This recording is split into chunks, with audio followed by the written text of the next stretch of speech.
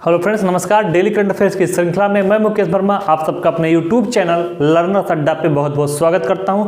तो फ्रेंड्स, कल था क्रिसमस और हमने कल 25 दिसंबर के करंट अफेयर्स के बारे में पढ़ा हुआ था। आज हम 26 दिसंबर के करंट अफेयर्स के बारे में चर्चा करेंगे और देखेंगे कि पिछले 2 से 3 दिनों में कौन कौन से महत्वपूर्ण करंट अफेयर्स की घटनाएं घटित हुई हैं जो हमारे लिए एग्जाम के पर्सपेक्टिव से बहुत ही ज़्यादा महत्वपूर्ण है, बहुत ही इंपॉर्टेंट है।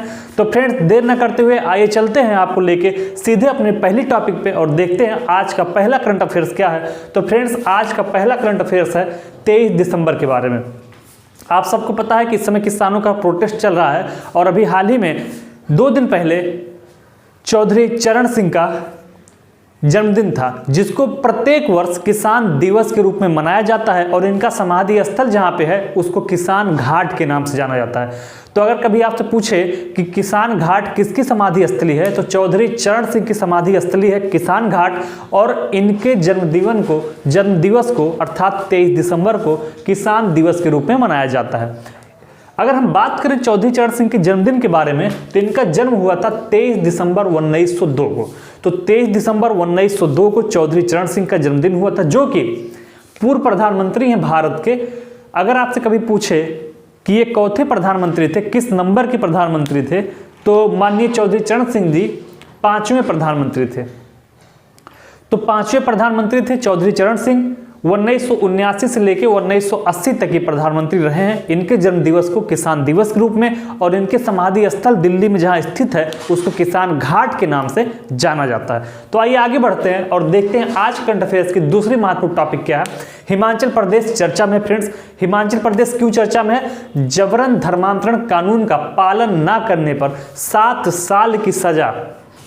तो जबरन धर्मांतरण कानून का पालन ना करने पर 7 साल की सजा का प्रावधान किस राज्य ने किया है? अगर आपसे ये सवाल पूछे तो उस राज्य का नाम है हिमाचल प्रदेश। तो फ्रेंड्स, हिमाचल प्रदेश ने जबरन धर्मांतरण कानून का पालन ना करने पर 7 साल की सजा की घोषणा किया है।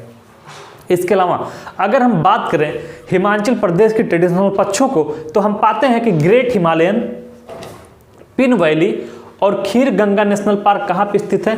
तो ये तीनों नेशनल पार्क आपके हिमाचल प्रदेश में स्थित है। अगर कभी एग्जाम में आ जाए कि ग्रेट हिमालयन, पिन वैली और खीर गंगा नेशनल पार्क कहाँ पे स्थित है, तो ग्रेट हिमालयन, पिन वैली और खीर गंगा नेशनल पार्क आपका हिमाचल प्रदेश में स्थित है। इसके अलावा फ्रेंड्स, करंट की दृष्टि से ये बहुत महत्वपूर्ण है कि 100% एलपीजी कनेक्शन वाला पहला राज्य कौन बन गया है? तो 100% एलपीजी कनेक्शन वाला पहला राज्य बन गया है आपका हिमाचल प्रदेश। अगर इस पे कभी क्वेश्चन आए तो बिना सोचे समझे आप हिमाचल प्रदेश टिक करिएगा कि 100% एलपीजी कनेक्शन वाला पहला राज्य कौन बन गया है? हिमाचल प्रदेश। ओके फ्रेंड्स, हींग की खेती की शुरुआत कहाँ पे हुई है? हिमाचल प्रदेश में हुई है। ये भी करंट की दृष्टि से बहुत महत्वपूर्ण है कि हींग की खेती की शुरुआत कहाँ पे की गई है? तो हिमाचल प्रदेश में हींग की खेती की शुरुआत की गई है। इसके अलावा अगर हम हिमाचल प्रदेश की राजधानियों के बारे में चर्चा करें तो वहाँ की 2 राजधानियाँ हैं, एक शिमला है और एक धर्मशाला है।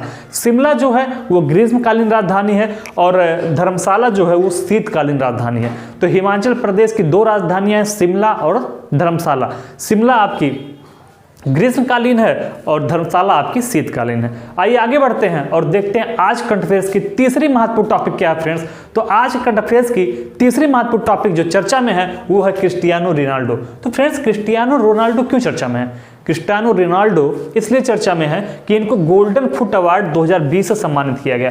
अगर आपसे सवाल पूछे कि गोल्डन फुट अवार्ड 2020 से किसको सम्मानित किया गया है तो फ्रेंड्स इसका सही जवाब होगा कि गोल्डन फुट अवार्ड 2020 से सम्मानित किया गया है क्रिस्टियानो रोनाल्डो को, जो कि पुर्तगाल के खिलाड़ी हैं।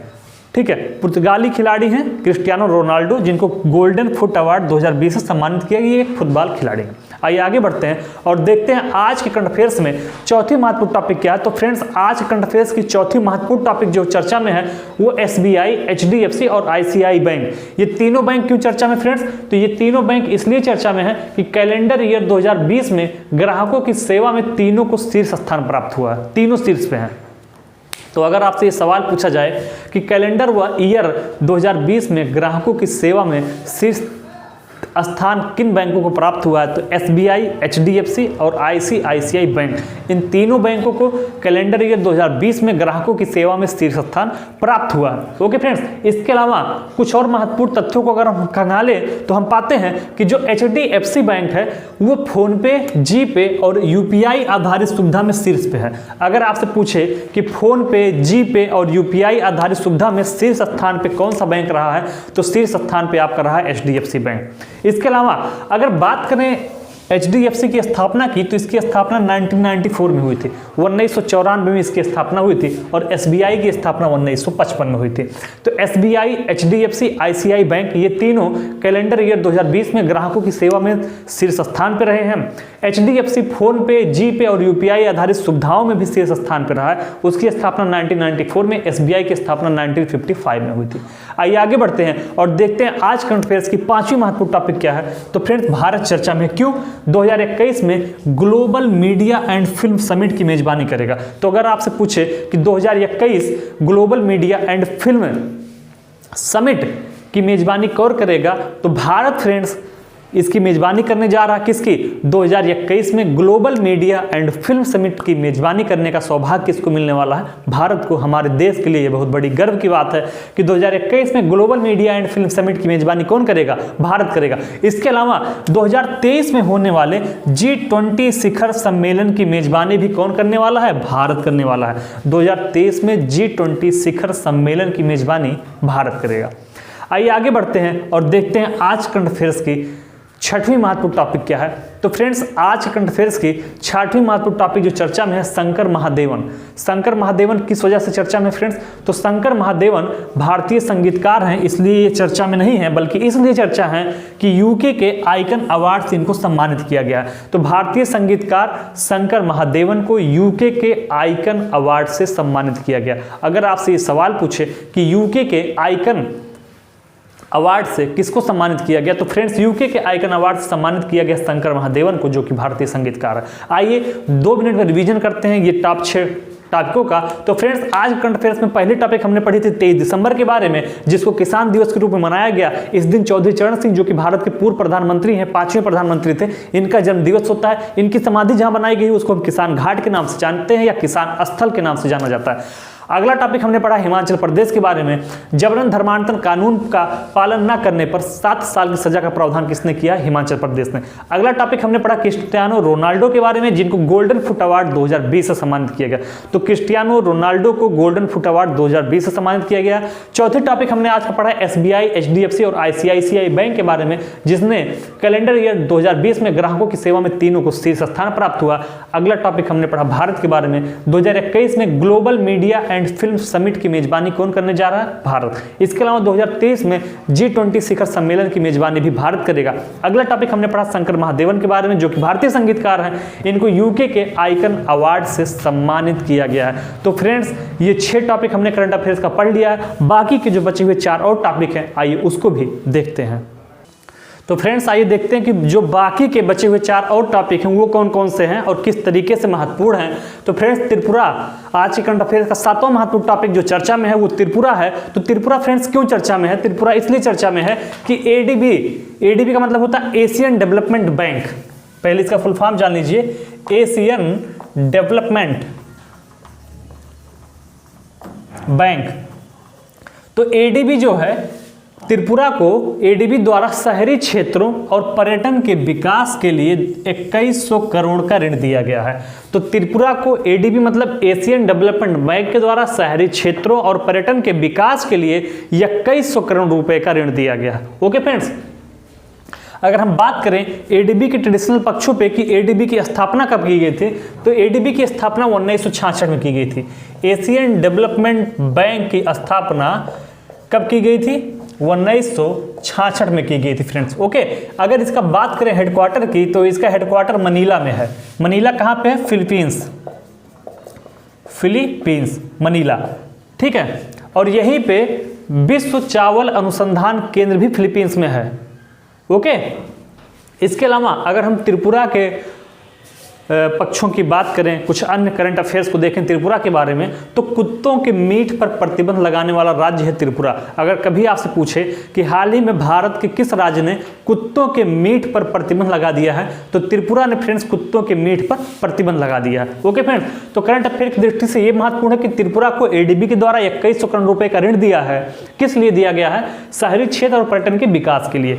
फिर हमने एशियन डेवलपमेंट बैंक के बारे में देखा कि इसकी स्थापना 1966 में हुआ था। हेडक्वार्टर इसका मनीला में है, फिलीपींस में। ओके फ्रेंड्स, त्रिपुरा के बारे में देखा कि कुत्तों के मीट पर प्रतिबंध किसने लगाया है? त्रिपुरा ने। आइए आगे बढ़ते हैं और देखते हैं आज करंट अफेयर्स की 8वीं महत्वपूर्ण टॉपिक क्या है। तो एनडीबी के साथ भारत ने आत्मनिर्भर भारत अभियान के लिए $1 अरब का ऋण समझौता किया है। तो एनडीबी के साथ आत्मनिर्भर भारत अभियान के लिए $1 अरब का ऋण समझौता किया गया है। तो अगर आपसे पूछे सवाल कि आत्मनिर्भर भारत अभियान के लिए $1 अरब का ऋण समझौता किसके साथ किया गया है, तो $1 अरब का ऋण समझौता जो किया गया है वो एनडीबी के द्वारा एनडीबी के साथ किया गया है। ओके फ्रेंड्स, किसके साथ किया गया है? एनडीबी। एनडीबी का अगर हम फुल फॉर्म देखें तो हम पाते हैं कि एनडीबी का जो फुल फॉर्म है वो न्यू डेवलपमेंट बैंक है। क्या है इसका full form friends? New development bank. New development bank. तो एनडीबी का फुल फॉर्म आपका है न्यू डेवलपमेंट बैंक, जिसके साथ आत्मनिर्भर भारत अभियान के लिए $1 अरब का ऋण समझौता किया गया था। अगर बात करें एनडीबी के ट्रेडिशनल पक्षों पे तो हम पाते हैं कि एनडीबी की जो स्थापना हुई थी वो 2014 में हुई थी। हेडक्वार्टर इसका कहाँ पे है? चीन के संघाई शहर में। ठीक है, तो चीन के संघाई शहर में एनडीबी का हेडक्वार्टर है। इसके अध्यक्ष कौन है? केवी कामत। तो वर्तमान में इसके अध्यक्ष केवी कामत है। हेडक्वार्टर संघाई में, स्थापना 2014 में हुई थी। एनडीबी के साथ आत्मनिर्भर भारत अभियान के लिए $1 अरब का ऋण समझौता किया गया है। आइए आगे बढ़ते हैं और देखते हैं आज करंट अफेयर्स की 9वीं महत्वपूर्ण टॉपिक क्या है। तो फ्रेंड्स, आज करंट अफेयर्स की 9वीं महत्वपूर्ण टॉपिक जो चर्चा में है वो है अमेरिका। तो अमेरिका के साथ भारत ने बिजली के क्षेत्र में सूचना के आदान प्रदान हेतु एमओयू पे हस्ताक्षर किया है। ओके फ्रेंड्स, तो अमेरिका के साथ बिजली के क्षेत्र में सूचना के आदान प्रदान हेतु एमओयू पर हस्ताक्षर किया गया है। अगर बात करें अमेरिका और भारत के बीच होने वाले सैन्याभ्यासों की तो हम पाते हैं कि कोप इंडिया सैन्याभ्यास, टाइगर ट्रम्प सैन्याभ्यास और ब्रज प्रहार सैन्याभ्यास, ये तीनों सैन्याभ्यास किसके साथ होते हैं? यूएसए और इंडिया के साथ होते हैं। ठीक है, तो यूएसए और भारत के बीच होने वाले 3 सैन्याभ्यासों के बारे में हमने जाना कि कोप इंडिया सैन्याभ्यास, टाइगर ट्रम्प सैन्याभ्यास और ब्रज प्रहार सैन्याभ्यास। ये तीनों सैन्याभ्यास होते हैं भारत और अमेरिका के साथ। ओके फ्रेंड्स, आइए आगे बढ़ते हैं और देखते हैं आज करंट अफेयर्स की अंतिम और 10वीं महत्वपूर्ण टॉपिक क्या है। तो फ्रेंड्स, आज करंट अफेयर्स की अंतिम महत्वपूर्ण टॉपिक है आईसीआई बैंक।